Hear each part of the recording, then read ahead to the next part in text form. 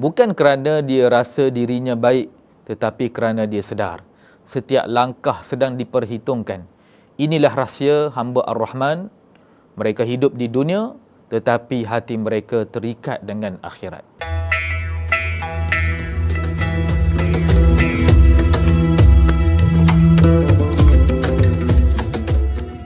Dalam dua siri sebelum ini, kita melihat bagaimana hamba Ar-Rahman menjaga akhlak di siang hari dan menghidupkan malam dengan beribadah. Tetapi persoalannya, apakah yang bermain di dalam hati mereka?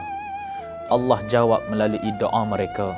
Dalam surah Al-Furqan ayat 65-66, Allah berfirman, dan mereka berdoa, wahai Tuhan kami, jauhkanlah daripada kami azab neraka Jahannam. Sesungguhnya azabnya itu adalah azab yang berpanjangan. Sesungguhnya neraka Jahannam itu tempat menetap dan tempat tinggal yang amat buruk. Perhatikan, Allah tidak sekadar menceritakan sifat mereka. Allah memperlihatkan isi hati mereka. Doa ini bukan sekadar lafaz, ia lahir daripada keyakinan.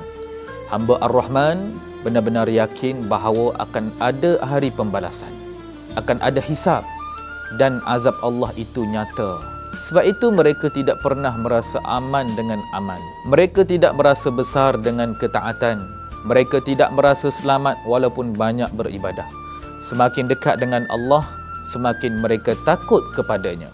Bukan takut yang memutuskan harapan, tetapi takut yang melahirkan pergantungan. Apabila akhirat sentiasa hadir dalam kesedaran, akhlak terbentuk dengan sendiri. Seseorang menjadi lebih berhati-hati dalam tutur kata, lebih tenang menghadapi manusia, lebih tunduk ketika beribadah. Bukan kerana dia rasa dirinya baik, tetapi kerana dia sedar setiap langkah sedang diperhitungkan.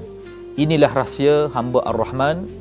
Mereka hidup di dunia, tetapi hati mereka terikat dengan akhirat.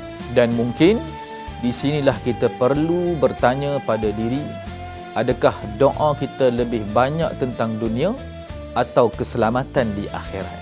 Kerana doa menggambarkan apa yang benar-benar hidup dalam hati. Jika ingin Allah menyayangi kita, hidupkan akhirat dalam doa kita. Az-Zuha menyantuni dengan hati.